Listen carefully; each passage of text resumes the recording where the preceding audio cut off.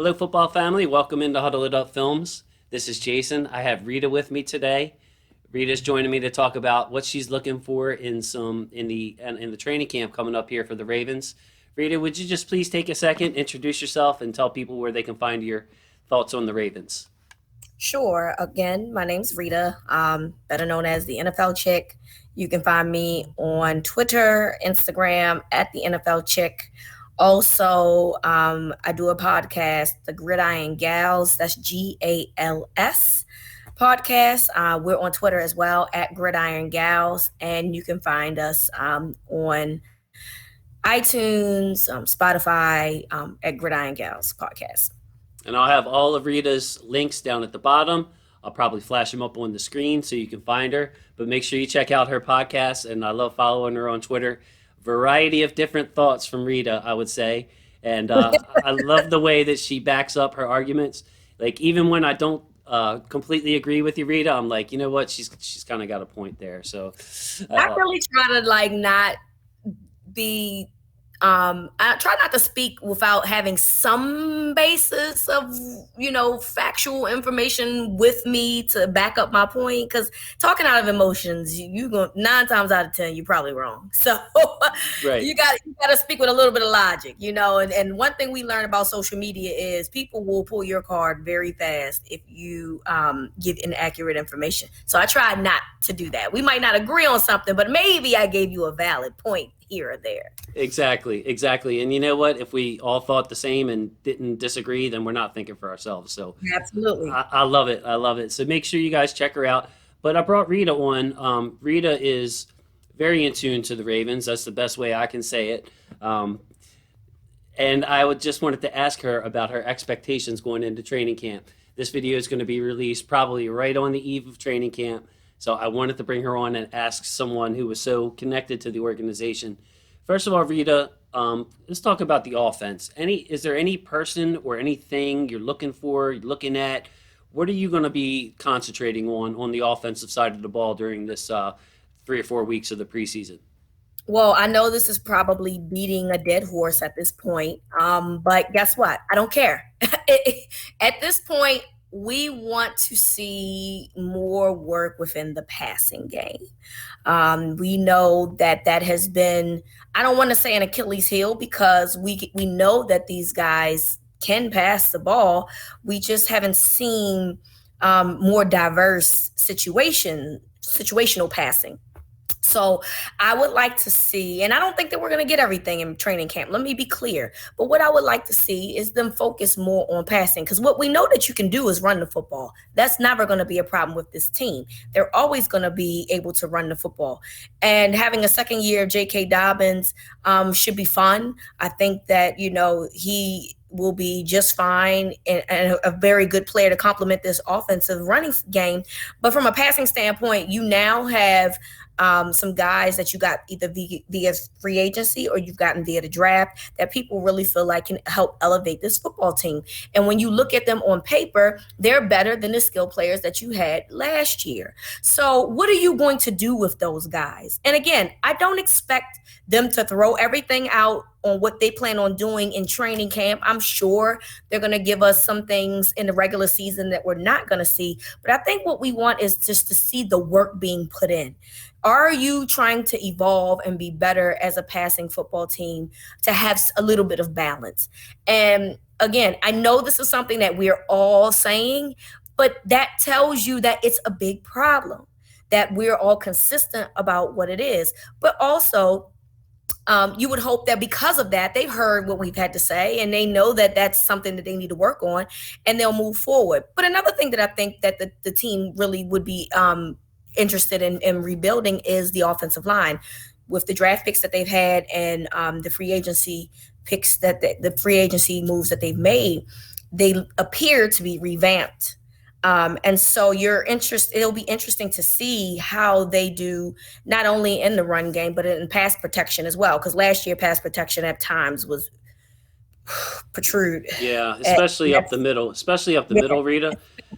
Especially up the middle. So now you've upgraded at right guard, and you've done some things at right tackle.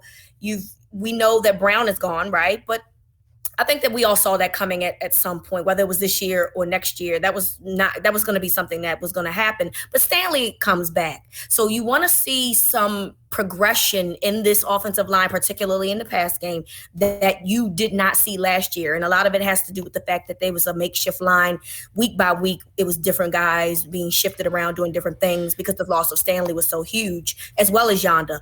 But it'll be interesting to see how they gel and how they fare as the season goes on, and who becomes the starters, because we've heard too many times of guys that they would like to see put in Ben Cleveland and of such of that sort.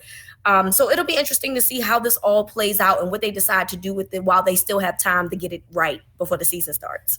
Yeah, man, that's a lot of good stuff there. The couple of things I wanted to touch on is number one, I think it's great that you said, look, we're not going to see it all in the preseason, and there's no reason to give it all Right. away. Why give it all away? You're not going to. I mean, we got the Chiefs week 2. That would be a good time, in my opinion, to spring a bunch of stuff that we haven't seen on somebody. Let's just Right. try to get through the Vegas game and then get to Kansas City, and I then agree. when you said about the offensive line, like I couldn't agree more because Lamar feels the pressure very well, either from his front side or back side. But when you're stepping up in the pocket and there's nowhere to go, and that's a lot of times, in my opinion, where you see Lamar get on his toes and he's got to get them arm angles because, I mean, it's a credit to him. But when you have pressure in your face, that's the toughest pressure to deal with. Like I don't doubt Lamar can duck a edge rusher and step up. That's one of his greatest strengths. So yeah, we might not get to see it all, but just the commitment to the passing game.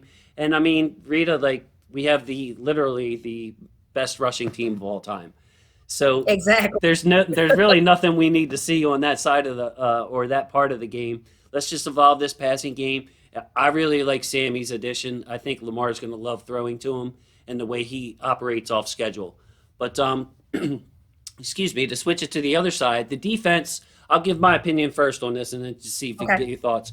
To me, it's pretty predictable that we're going to be pretty darn good. How good, I don't know. I don't feel like the edge rushers, the loss of Julian or Yannick, is going to hurt us too much because we weren't getting pressure with 4 men anyway. We were sending blitzes. Our secondary stronger. So I look at it, and we're pretty much the same defense except for those edge guys. We have Bowser and McPhee back, so they're continuous parts. Draft a couple of rookies. Is there anything that all said? Like, I'm not really looking for anything aside from the rookies on defense. What would you be looking for? Like, say, the preseason game. Is there anybody you're keeping an eye on? So obviously we have to keep an eye on Away. Is it Odafe? I think that's how you say his first name. I don't want to call him Jason because he doesn't want to be referred to as Jason. I've But I heard think I've heard of Daffy. Adafi. Okay, so Yeah. I don't want to get it wrong, but I'm trying. Give me an A for effort, right? And Yep. I'll figure it out once we finish this show. I'm actually going to go see if I can find how you say his name correctly. But Away is a guy that I think has to step up because yes, I agree with you. It wasn't the pass rush wasn't tremendous before, but then you lose not one but two guys in that field, and you really didn't do anything about the depth in that position. Melvin Ingram is now a Steeler. We don't know what Justin Houston is going to do. He's still a free agent for now, but like Indianapolis is still in the play for potentially bringing him back, in addition to the Ravens. So what he has to do is really be dominant. And honestly, when you look over the years of guys in his position in a rookie situation, maybe outside of Terrell Suggs, guys typically evolve into being these dominant guys. And so historically, it says that he might not come off right away, right? And then you look at the information that we see from Penn State. Well, he didn't have any sacks or whatever, but he was dominant in terms of like getting pressure on the quarterback. Well, now you have to find a way to try to get those pressures and turn them into sacks. So it'll be interesting to see his development because it is very important for this defense, particularly because at the moment they still don't have the depth that they would probably like to have. I agree. And, the thing I like about Away and Hayes is they're different players than the big guys like McPhee and Ferguson that we had already Right. there. So I would love to see the Ravens just put Away in a position where he can just pin his ears back and go. Like, don't let the young man have to think so much. Am I responsible for this? Am I responsible for that? Let his pure athleticism take over. Just put him in there and say, Adafi, get the quarterback, or Adafi, set the edge, or whatever it is. But yes, like, what a big uplifting. How uplifting would it be if he beat Orlando Brown in week two Oh for a God. big sack? What do you think that stadium would look like if that happened? You know, Look, but look, I think we would just want to win at this point. We want to win so bad against Kansas City. I don't care how he can have 0 sacks, 0 pressures. I don't care if they find a way to win the game. We'll forgive him another day. We'll I'm give with him you that on day. that, Rita. Like I've heard people say, well, it's not about the at this point in the Lamar era, it's not about the regular season, it's about the postseason. And I mean, like in general, I agree with that, but that week too, like there's a difference between knowing you can do it or believing you can do it and then actually doing it. Like we need a big win at home in front of our fans. It would lift everybody up. It would just be a whole like one of them intangible things that I'm sure you've seen over the years in teams, a momentum change, a confidence builder, that kind of thing. So yeah, week two definitely going to be a big thing, and like because we traded basically Zeus for away. That's why I brought that up. Like Right, if he can right. beat Big Zeus, and I love Zeus, I thank him for everything he did for Same, Baltimore, and I don't same. blame him for wanting to play left tackle. Like in my film study, Rita, I think I feel real strongly about this. He's a better left tackle than he is a right tackle. He's just a natural position. You can tell he's played that his whole Right. life. I would have liked to seen him stick around for one more year. And if I was his agent, I would have probably said, "Look, stick around for one more year because that cap is gonna whoop next Yeah, and year." that was my thing too. Like, like you said, the cap number next year soars. So he's guaranteed to get more money next year. But again, like I'm with you. I don't have an issue with somebody saying this is my natural position. You guys are getting a guy back that, you literally just signed last year in the same position, and I want to move on now while the iron is still hot, and that's Yeah, okay. So yeah, I'm completely fine with that. yeah, I think we did okay with it because he wanted to move on. He made it clear publicly, and to get a play, a pick that turned into Adafia Way. I mean, that's a win. I mean, I don't have any doubts that Away is going to hustle Rita. His athleticism is going to affect games. I think Yeah. later in the year we're going to see him be able to drop in coverage, something that Yannick wasn't really good at, comfortable with, and set the edge, something else that Yannick wasn't comfortable with. So as the season goes on, Away is definitely. I think that's a really good point to get his feet wet in this preseason and just let him get used to the NFL speed and just certain assignments. So before we wrap up here, I just wanted to get your basic thoughts. Anything else that you wanted to say about this team this year, preseason or not? Like, give me Rita's point of view. What are you thinking about right now? I'm just excited. I'm excited for the season. Hopefully, we'll be in a position where fans will be able to be there as it appears for the moment, and it'll be fun to see. Well, hopefully, I'm hoping it would be fun to see the potential evolution of this offense.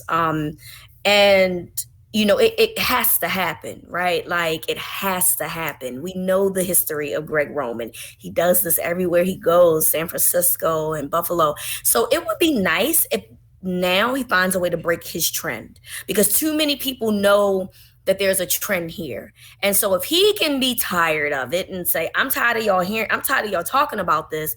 Let me do some stuff that can show people I am a very good offensive coordinator with the help of T. Martin and Keith Williams to implement some things, then I'm all for it. And that's the part that I'm excited about. I'm just excited to see this offense grow and become something that people who continuously doubt Lamar's ability to be a passer in the league can explode in. So that's my biggest thing. I'm hoping that with the new guys that they have in the skills position, that they will be. It's going to be a great time.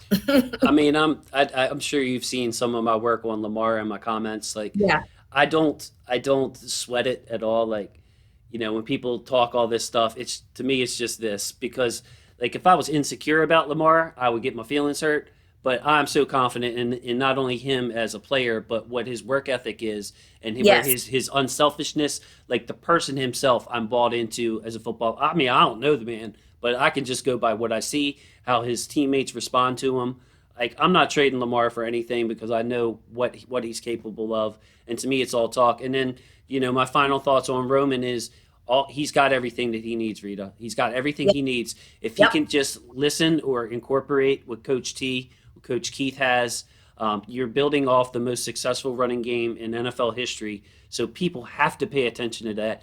You have Sammy, you have Bateman, you have Hollywood, you have Andrews, you have a Yep. quarterback that can sling the ball from all different arm angles from anywhere on the field.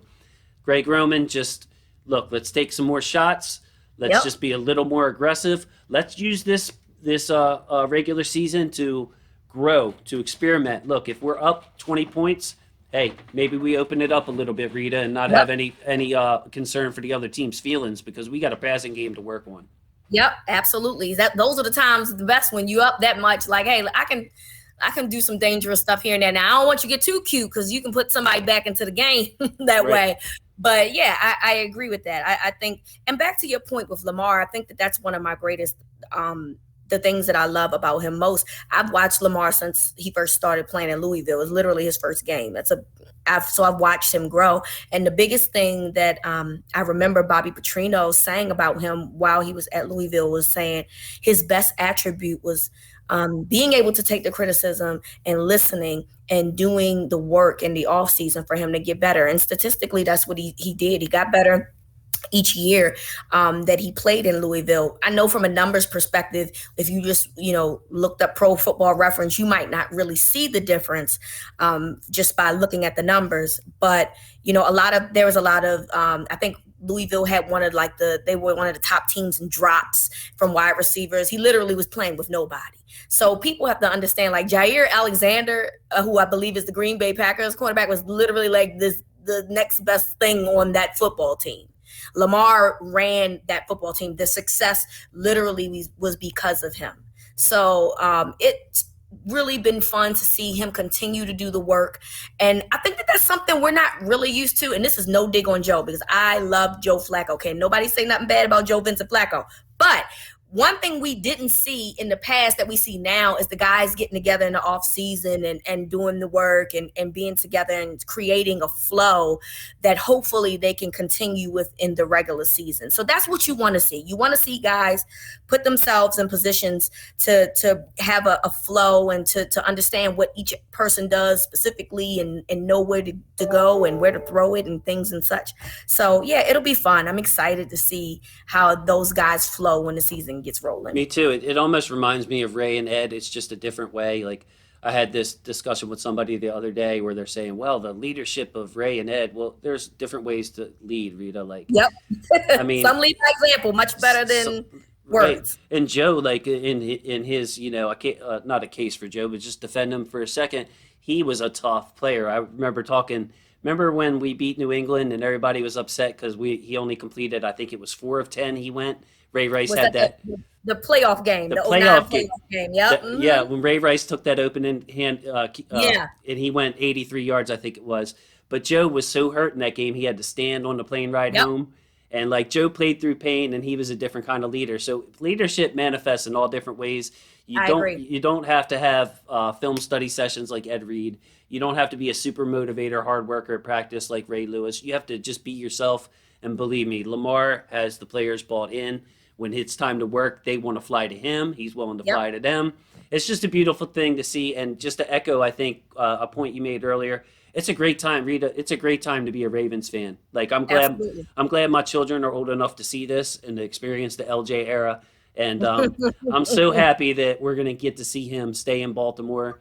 And just such an easy person to root for. I said it before. Yeah. I try not to be attached because I just, I've been let down before by players that I thought were awesome people, and and then next thing you know, you hear about this and that. But Lamar, I mean, I'm human. I have a heart. It's impossible not to root for Lamar and just love him. I get like big brother vibes. You know what I mean? Yeah. Like Yeah. anybody says something about Lamar, I'm like, I see you. Well, But my Twitter name is like in my bio, my Twitter bio, it says Lamar Jackson's fairy godmother because I've been Lamar's biggest fan since 2015. Like, I've been. You can search my tweets and you'll see as far back as 2015, I was rooting for Lamar Jackson. so I wanted to interrupt you. What was the 2018 draft like for you then? Oh my God. So, the crazy part is that I have a friend that works for an NFL team, and they get to see who's drafted long before it gets called, at least 2 to 3 players ahead, right? Okay, So yes, yes. so we're at the end of the night, and New Orleans didn't pick him, and I really thought that that was going to be a place for him, right? Hmm. And then they didn't do it, and I was just like, I'm gonna be honest with you, I got emotional because I just felt like if anybody deserves an opportunity, it's him. Out of all the other guys that were being drafted that year, it was him. And he wasn't, I mean, he was going to get drafted, of course, we knew, but I thought a second round pick was disrespectful. It would have been. And I got upset. And so we're at the 29th, either the 28th or 29th pick or something. And my friend texts me. I'm like literally I turned it off. I remember this so well. I turned it off and I got into bed. And my friend, I got a text message. I probably would have ignored it, but for some reason I didn't. And my friend texted me that works at, for a team and was like, you will not just believe what happened. Y'all just traded up and y'all drafted Lamar Jackson. And I was like, you play too much. Right. I don't like it. I wouldn't have believed him.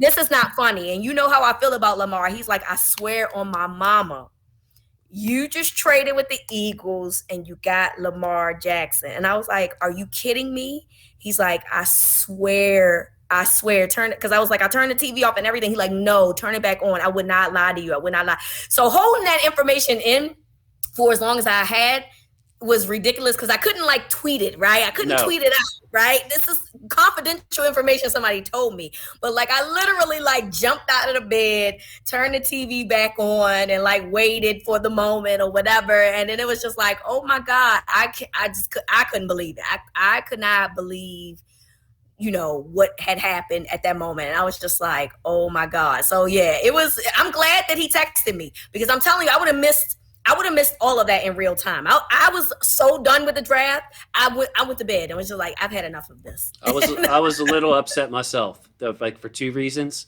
The first reason is I had Derwin James either number 2 or number 3. Oh on my yeah, board. I love Derwin James. I'm a safety guy. I love safeties. And we were sitting there and we had him, and I remember I had Derwin James, and then I had Lamar very close behind it, very close behind him. Yeah. So when I heard we traded back, I'm like, oh, dude, we better get, we better get somebody good. And then of course the Chargers traded with us; they picked them right there. So I'm like, son of a, you know what I mean? We just traded Derwin James away. Then when we took Hurst, I'm like, man, I kind of had him. I had Andrews was the top guy on my board when we drafted him. Okay. Oh wow. Okay. So yeah, and that rarely happens. You try to prognosticate, and especially after we took Hurst, I had my buddy Eric over, and I'm like, Eric, we got to take this guy. He's like, no way, we already took a tight end. I'm like, think about Pitta and Dixon. Think about this guy and that guy. I gave him the history of where we'd like to double up. And so that was my favorite draft moment was actually Andrews because I got the ego boost there that I was like, right. Yeah, you was like, that's the guy I wanted. But then when we drafted Hurst, I was kind of in disbelief a little bit. I was not that I liked Hurst and I was like, okay, Joe loves his tight ends. This is going to be good. But look, we passed on Lamar Jackson. Right, and you see it with the Steelers now where their defense is really good, just like ours. They're not, in my opinion, they're not going to bottom out and go 2-15. They're going to be sitting there probably if they have a bad year. It's 7-9 or 7-10, I guess it is these days with the extra game. And it's going to be hard for them to use the resources to trade up and get their next guy. So I love the Ravens' forethought there of saying, hey, we got to pick a chance to pick a guy, even though we have Joe under contract. And hey, if it doesn't work out, we still have Joe. Absolutely. If Lamar busts out, we'll see you again next year. So it's it's just a fun organization to root for. So it is.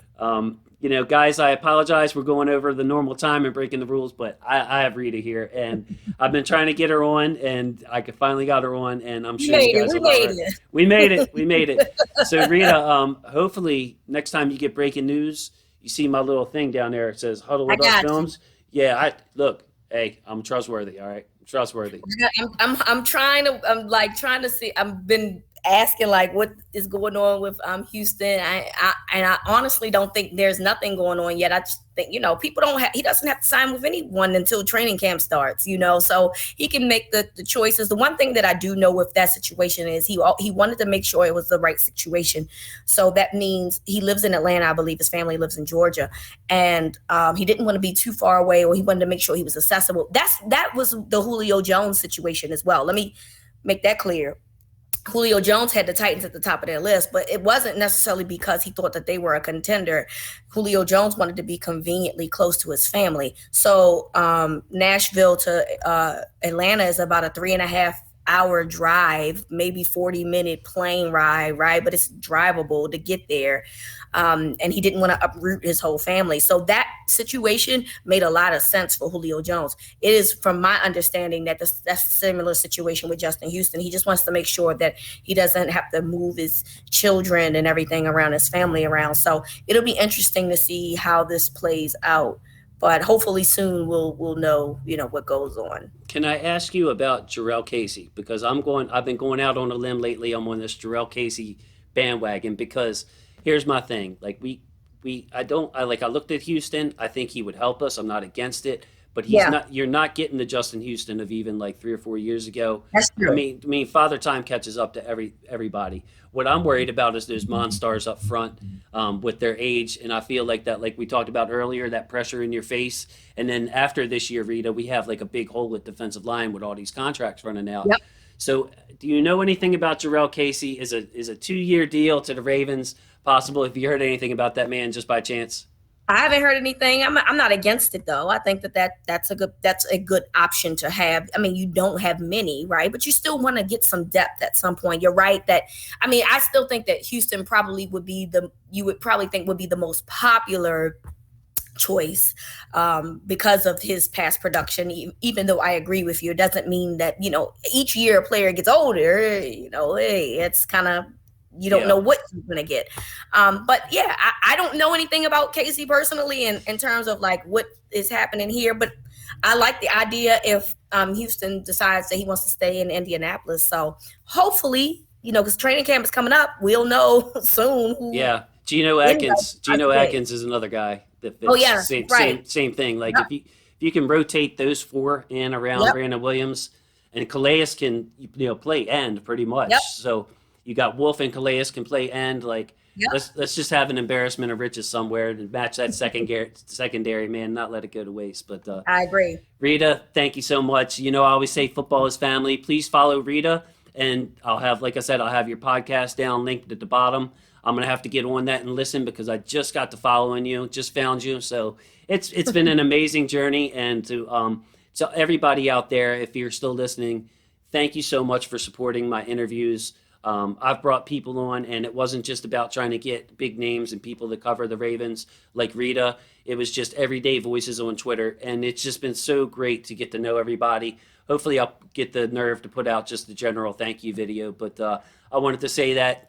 Reeta, I apologize for doing it on your interview, but it's just been so much fun getting to know everybody. So thank you once again, Reeta, for joining me, and I really appreciate you being such a voice for the Ravens, and I'm getting a kick out of following your tweets, so I just wanted to let you know that. Sorry in advance to anyone that decides to follow me. I'm multifaceted. Yes. So and I tweet a lot, so I understand if you don't want to. I completely understand, but I'll be better, more consistent with football talk when the season gets here. So see, I try to stay on football, but I'm a human being too, and like right, exactly. So it's hard. I may not comment on stuff, but I get my laughs reading tweets too. So thanks again, Reeta. I appreciate you. If football is family, and I'll catch you again soon, okay? All right, talk to you soon.